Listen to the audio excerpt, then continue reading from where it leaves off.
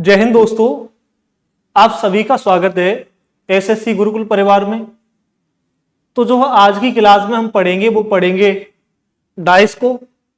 तो मैं बात करूं डाइस से किन किन एग्जामों में क्वेश्चन पूछे जा रहे हैं, तो मैं बात करूं एसएससी के जो भी एग्जाम्स हैं, एसएससी जीडी से लेकर एसएससी सीजीएल तक। जैसे मैं बात करूं SSC GD, SSC MTS, SSC CHSL, SSC CPO और एसएससी सीजीएल, जो भी हमारे एग्जाम्स हैं वहां पे हमें डाइस से 100% क्वेश्चन देखने के लिए मिल जाता है।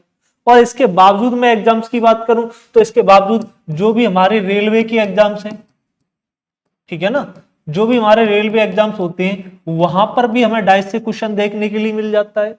और इसके बावजूद मैं बात करूं स्टेट एग्जाम्स की, जो भी हमारे स्टेट एग्जाम्स हैं वहां पर भी हमें डाइस से कहीं ना कहीं क्वेश्चन देखने के लिए मिल जाता है, ठीक है ना।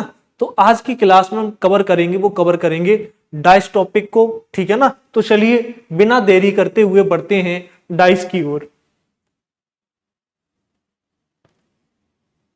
तो जैसा आप स्क्रीन पर देख पा रहे होंगे, पहले हम देखेंगे कि डाइस होता क्या है, इसके बेसिक के बारे में थोड़ा सा इसको पहचानेंगे।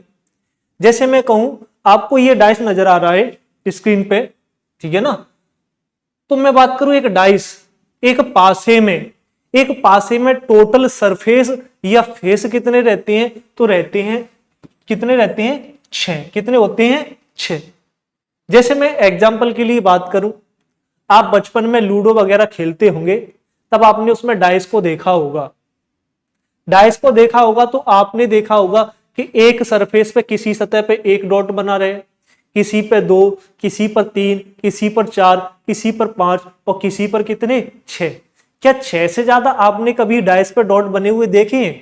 तो आप कहोगे कि हमें 6 से ज्यादा तो पॉइंट कहीं भी नहीं, डॉट कहीं भी नहीं नजर आए हैं। तो इसीलिए मैं कहता हूं कि किसी सरफेस पे आपको एक डॉट मिलेगा, किसी पर 2 मिलेंगे, किसी पर 3, किसी पर 4, किसी पर 5 तो किसी पर 6। 6 से ज्यादा में बिल्कुल भी देखने के लिए नहीं मिलता है।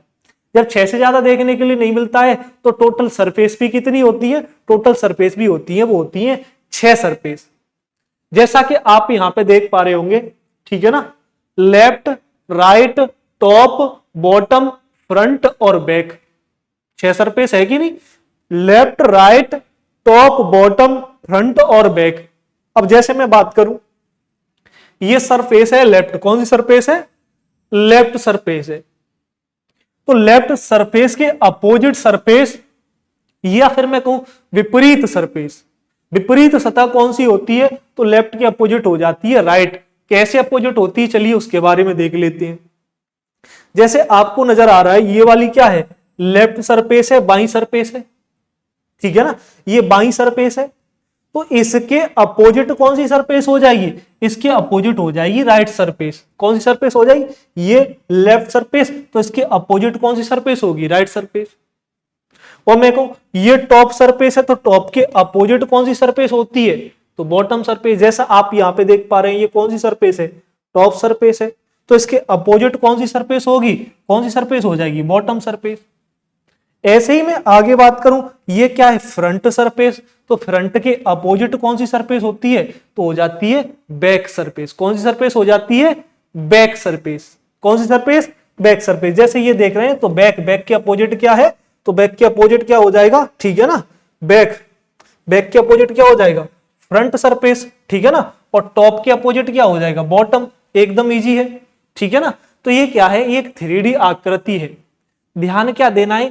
3D आकृति में हम आप पूरी आकृति को नहीं देख सकते, उसके आधे भाग को देख सकते हैं, जिसमें कुछ छिपा हुआ रहता है और कुछ क्या है हमें दिखाई देता है। जैसे मैं एग्जांपल के तौर पे बात करूं, आपको एक डाइस बना के दिखाता हूं, जिसमें आपको कुछ नजर आएगा और कुछ नजर नहीं आएगा। जैसे मैं बात करूं, आपको ये डाइस बनाता हूं मैं, आपको इस तरीके से एग्जाम में मिलेगा। ये एक डाइस है, ठीक है ना। मेरे को ये फ्रंट सरफेस है, ठीक है ना। ये कौन सी सरफेस है? ये टॉप सरफेस है। और ये कौन सी सरफेस है? ये राइट सरफेस है। तो ध्यान क्या देना है यहां पे? मैंने बताया था एक डाइस में टोटल सरफेस कितनी होती है? तो होती है 6।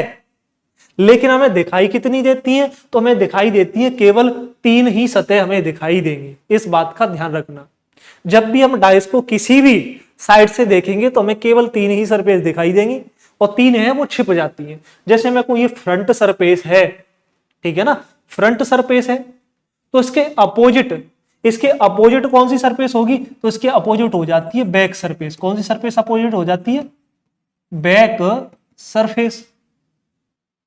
मेरे को ये राइट सरफेस है, तो इसके अपोजिट कौन सी सरफेस हो जाएगी, इसके अपोजिट हो जाएगी लेफ्ट सरफेस। और मेरे को ये टॉप सरफेस है, तो इसके अपोजिट कौन सी सरफेस हो जाएगी, तो इसके अपोजिट सरफेस हो जाएगी, वो हो जाएगी बॉटम सरफेस। इस बात का ध्यान रखना है। मेरे का फ्रंट के अपोजिट बैक, और टॉप के अपोजिट बॉटम, और राइट के अपोजिट कौन सी सरफेस हो जाएगी, लेफ्ट सरफेस हो जाएगी। तो ध्यान क्या देना है, डाइस में हम सभी सरफेसों को एक साथ नहीं देख सकते, यहाँ पे कुछ सरफेस छिपी रहती हैं और कुछ हमें दिखाई देती हैं। तो उम्मीद है यहां तक आप लोग समझ पाए होंगे। तो मैंने आपसे क्या कहा कि टोटल सरफेस होती है 6, वो देख चुके हो, लेफ्ट, ठीक है ना, लेफ्ट के अपोजिट राइट, टॉप के अपोजिट बॉटम, और फ्रंट के अपोजिट बैक। अब मैं बात करूं कॉर्नर्स की, तो इसमें कॉर्नर कितने होते हैं, एक पासे में या मैं को एक डाइस में कोनों की संख्या कितनी होती है, कॉर्नर्स या फिर किनारों की संख्या उतनी होती है, तो होती है 8। देखते हैं कौन कौन से 8 होती है। जैसा आपको नजर आ रहा होगा, एक कॉर्नर, दूसरा, तीसरा, चौथा, पांचवा, छठवां, सातवां और आठवां।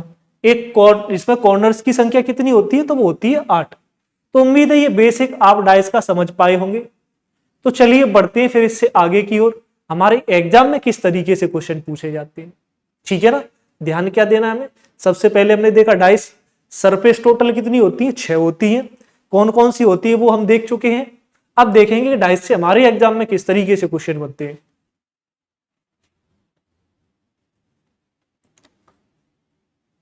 तो यहां पे आप लोग देख पा रहे होंगे, आपको नजर आ रहा होगा टाइप्स।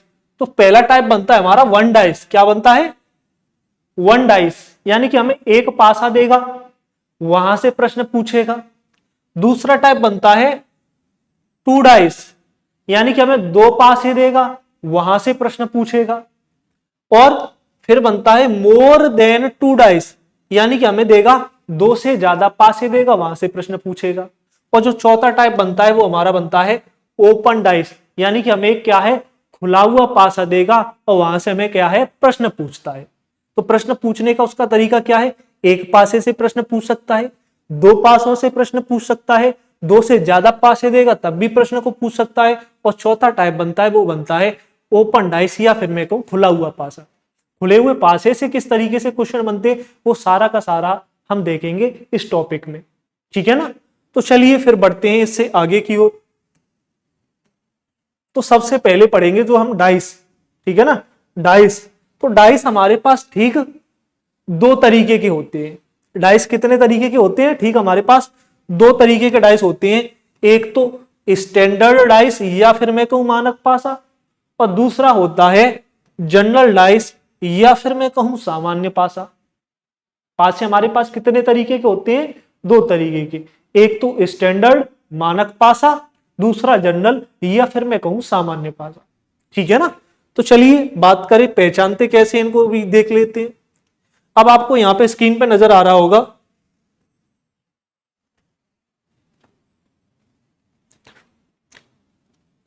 क्या है इसकी पहचान। अब देखते हैं स्टैंडर्ड डाइस क्या होता है, ठीक है ना, मानक पासा क्या होता है, पहले इसको जान लेते हैं।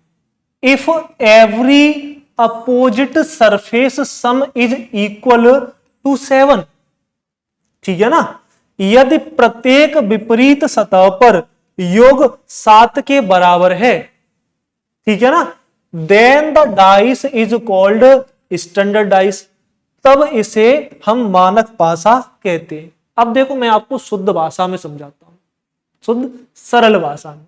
यानी कि ये क्या कह रहा है कि अपोजिट सरफेस, ठीक है ना, अपोजिट सरफेस का यदि योग या फिर मैं कुछ सम 7 हो जाता है तो वो पासा कैसा होता है, मानक पासा होता है, ठीक है ना। ध्यान कैसे देना है, मैंने कहा अपोजिट सरफेस का सम 7 हो। जैसे अगर ऊपर 6 है तो नीचे 1 हो तो ये कैसा पासा होगा, मानक पासा होगा। अगर ये फ्रंट सरफेस पे 3 है सामने वाली पे, तो पीछे वाली पे कितना होना चाहिए, 4 होना चाहिए। अगर ये दाई सरफेस पे 2 है तो बाई सरफेस पे कितना होना चाहिए, 5 होना चाहिए। यानी कि अपोजिट सरफेस का सम कितना होना चाहिए, 7 होना चाहिए।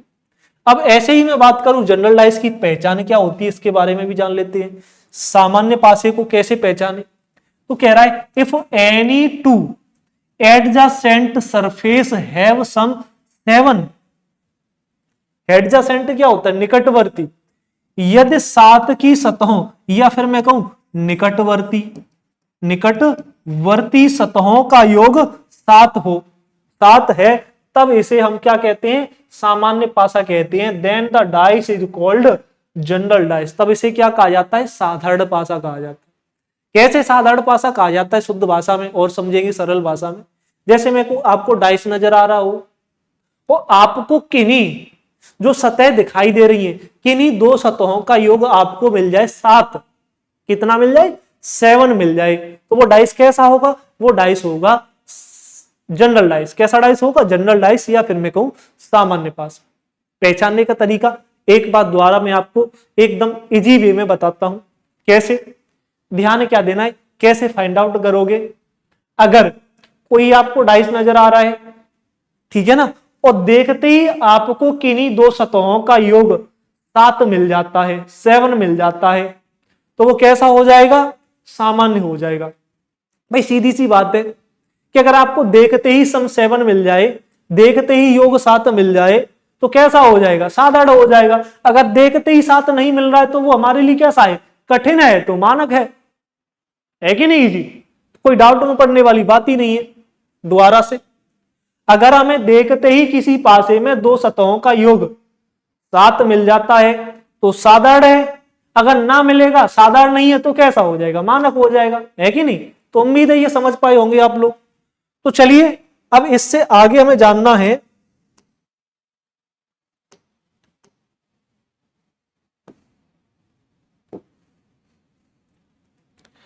कि जो है इसके अपोजिट कैसे निकालें, ठीक है ना। इसके अपोजिट निकालना, जैसे आपको ये डाइस नजर आ रहा है, अब यहां पे हमें जरूरत पड़ेगी पासे के हर पे प्रश्न को करने के लिए अपोजिट की जरूरत पड़ेगी। तो कैसे निकालना है, चलिए वो देखते हैं। जैसे मैं आपको कहूं, आपको नजर आ रहा है 6, तो 6 के अपोजिट बताना है हमें। तो पहले तो हमें इस पासे को पहचानना होगा, ये पासा कैसा है। तो देख रहे होंगे, हम पासे को देख पा रहे हैं कि इन्हीं 2 सतहों का योग 7 मिल रहा है, तो बिल्कुल भी नहीं मिल रहा है। अगर नहीं मिल रहा है तो ये कैसा है, तो ये कैसा पासा है, ये मानक पासा है। जब मानक पासा है तो मानक पासे में अपोजिट सरफेस का सम कितना रहता है, 7। तो भाई 6 का अपोजिट क्या हो जाएगा, 1, सिंपल सी बात। भाई 3 का अपोजिट क्या हो जाएगा, 4, क्योंकि अपोजिट सरफेस का सम कितना रहता है, 7। और 2 का अपोजिट क्या आ जाएगा, तो 2 का अपोजिट आ जाएगा 5। तो ये सारे के सारे अपोजिट निकाल चुके हम, ठीक है ना। तो मानक पासे में अपोजिट सरफेस का सम कितना रहता है, 7। तो 6 का अपोजिट 1, 3 का अपोजिट 4 और 2 का अपोजिट 5। अब ऐसे ही मैं बात करूं, इसकी निकालते हैं इसका अपोजिट, ठीक है ना। तो ध्यान क्या देना है, अब यहां पे मुझे बताओ कि 1 का अपोजिट क्या हो जाएगा। तो ध्यान क्या देना, ध्यान क्या देना है, जनरल डाइस में सामान्य पासे में हम प्रॉपर अपोजिट नहीं निकाल सकते। जो सतह छिपी हुई है वो सारी की सारी क्या हो सकती है, अपोजिट हो सकती है। मतलब क्या छिपा हुआ है, 2, 4 और 5। अब मैं आपसे पूछूं कि 3 का अपोजिट बता दो, तो 3 का अपोजिट भी क्या होगा, 2 या 4 या 5।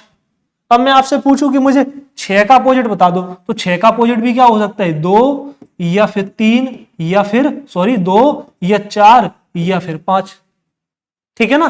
तो इस तरीके से आप अपोजिट निकाल सकते हो। अब मैं यहीं पे आपसे पूछ लूं कि मुझे 2 का अपोजिट बता दो, तो 2 का अपोजिट क्या हो सकता है, 1, 3 या 6, यानी कि जो सरफेस हमें दिखाई नहीं दे रही है। एक बार इसको मैं और दोहराता हूं, ध्यान क्या देना है, ठीक है ना। जनरल और स्टैंडर्ड को कैसे पहचानोगे, सामान्य मानक पासे को कैसे पहचानोगे। एक बार दोबारा से दोहराता हूं, अगर आपको कोई डाइस नजर आ रहा है, अगर उस डाइस की आपको 2 सतहों का योग आपको 7 मिल जा रहा है, तो वो हमारे लिए सरल है, सरल है तो सामान्य पासा हो जाएगा। ठीक है ना। और सामान्य पासे में हम प्रॉपर अपोजिट नहीं निकाल सकते हैं, जो सरफेस छिपी है वो सारी की सारी क्या होती है, अपोजिट होती है। जैसे यहाँ पे देख रहे हैं एक, तो एक के अपोजिट जो सारी सरफेस छिपी है वो सारी की सारी क्या हो जाएंगी, अपोजिट हो जाएंगी। 3 जो छिपी है सारी की सारी अपोजिट हो जाएगी। 6 के अपोजिट जो छिपी है सारी की सारी अपोजिट हो जाएगी। अब मेरे को स्टैंडर्डाइज मानक पासा, ठीक है ना। मानक पासे में पहले तो क्या है, मानक पासे को कैसे पहचानोगे, आपको देखते ही योग 7 मिल जाएगा तो साधारण होगा। अगर देखते ही 7 योग नहीं मिल रहा है तो कैसा हो जाएगा, मानक पासा होगा। और जब मानक पासा होगा तो मानक पासे में विपरीत सतहों का योग कितना रहता है, 7 रहता है। विपरीत सतहों का योग कितना रहता है, 7। तो ऐसे ही मैं आपसे पूछूं कि 6 का अपोजिट बता दो, तो अपोजिट सरफेस का सम 7 रहता है, तो कितना हो जाएगा 1। 3 का अपोजिट 4, बचा क्या 2, 2 का अपोजिट 5, ठीक है ना। तो इस तरीके से आप इजीली निकाल सकते हो। ध्यान रखना डाइस इस टॉपिक के प्रत्येक क्वेश्चन को करने के लिए हमें इसके अपोजिट पता होना जरूरी है। जब भी हम डाइस का प्रत्येक क्वेश्चन को सॉल्व करेंगे तब क्या है, हमें हर बार अपोजिट निकालने की जरूरत पड़ेगी। तो चलिए फिर बढ़ते हैं प्रश्नों की ओर।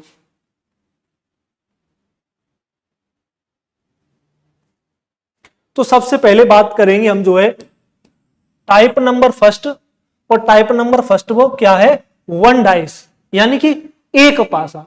एक पासे से हमारे एग्जाम में किस तरीके से क्वेश्चन पूछे जाते हैं, चलिए उसके बारे में चर्चा करते हैं। तो जैसा आप स्क्रीन पे देख पा रहे होंगे, आपको क्वेश्चन नजर आ रहा होगा। क्वेश्चन में कह रहा है कि सतह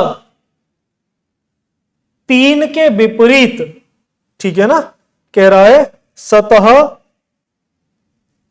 3 के विपरीत कौन सी सतह होगी, which surface will be opposite to 3, यानी कि हमें 3 के अपोजिट सरफेस निकालनी है। अभी मैंने आपको बताया कि 3 के अपोजिट सरफेस निकालनी है, तो पासे के प्रत्येक क्वेश्चन को करने के लिए हमें उसके अपोजिट पता होना जरूरी है। अब अपोजिट पता होना जरूरी है, तब ध्यान देना ये क्या है, एक पासा है। अपोजिट निकालने के लिए हमें पहले ये पता होना चाहिए, पासे हमारे पास ठीक 2 तरीके थे, एक तो जनरल और एक स्टैंडर्ड, ठीक है ना। तो पहले तो हमें यही फाइंड आउट करना पड़ेगा ये जनरल डाइस है या स्टैंडर्ड डाइस है, साधारण पासा या मानक पासा है। तो इसको पता करने के लिए पहले हम क्या करेंगे, इसका पता लगाएंगे कैसा है, साधारण है या फिर मानक है, ठीक है ना। तो मैंने आपसे कहा था अगर आपको पासे की देखते ही 2 सतहों का योग कितना मिल जाए, 7 मिल जाए, तो कैसा होगा, साधारण होगा। अगर नहीं मिलेगा तो कैसा होगा, मानक होगा। तो पहले तो मुझे बताओ ये कैसा पासा है, क्या हमें सम 7 मिल रहा है कि नहीं 2 सरफेस का, बिल्कुल भी नहीं, बिल्कुल भी नहीं मिल रहा है। तो ये कैसा होगा, ये हो जाएगा स्टैंडर्ड डाइस होगा। कैसा होगा, स्टैंडर्ड डाइस होगा। कैसा होगा, मानक पासा होगा। ये कैसा पासा है, मानक पासा है। और मानक पासे में विपरीत सतहों का योग कितना होता है, 7 होता है, 7 होता है। पूछा मैं क्या है, 3, तो 3 के अपोजिट क्या हो जाएगा, तो 3 के अपोजिट हो जाएगा क्या, 4। रीजन, क्योंकि मानक पासे में विपरीत सतहों का योग कितना होता है, 7 होता है, ठीक है ना। तो इस तरीके से आप इजीली क्वेश्चन को खत्म कर सकते हो। चलिए फिर बढ़ते हैं इससे आगे की ओर। तो उम्मीद है इस क्वेश्चन कर पाएंगे आप लोग। बढ़ते हैं क्वेश्चन नंबर 2 की ओर। तो क्वेश्चन नंबर 2 में हमसे पूछा हुआ है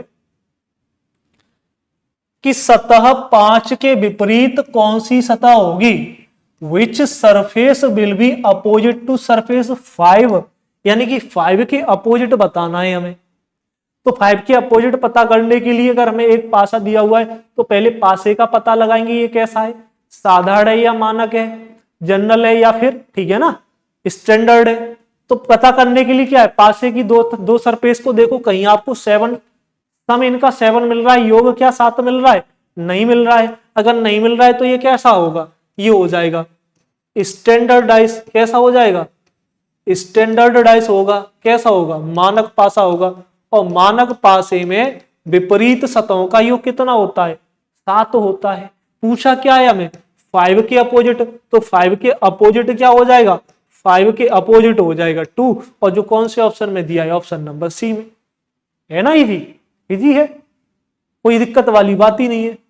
तब आप इस तरीके से इजीली क्वेश्चंस को सॉल्व कर सकते हो, ठीक है। तो चलिए फिर बढ़ते हैं इससे आगे क्वेश्चन नंबर 3 की ओर। क्वेश्चन नंबर 3 एक बार जो है आप करने का प्रयास करोगे, देन उसके बाद मैं आपको बताता हूं किस तरीके से करना है।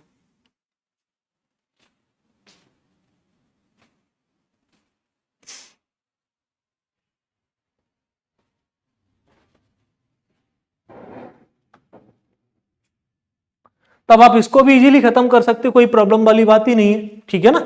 कैसे करना है, पहले देखो क्या है, मैं पूछा है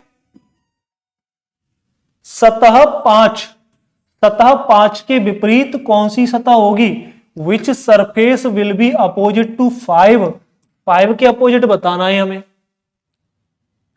ठीक है ना। तो अपोजिट बताने के लिए पहले हमें इस डाइस का पता लगाना पड़ेगा, ये कैसा है, स्टैंडर्ड है या फिर जनरल है, मानक है या फिर जो है साधारण पासा है। तब हम क्या करेंगे, तब यहां पे हम देख पा रहे हैं कि हमें दो निकटवर्ती सतहों का, या जो दो दो सतहें दिखाई दे रही हैं उनका सम कितना मिल रहा है, 7 मिल रहा है। अगर सम 7 होगा तो मैंने क्या कहा था कि अगर देखते ही आपको योग दो सतहों का 7 मिल जाए तो वो कैसा होगा, सरल होगा, कैसा होगा, साधारण पासा होगा, या फिर मैं कहूं जनरल पासा होगा, ठीक है ना, जनरल डाइस होगा, साधारण पासा।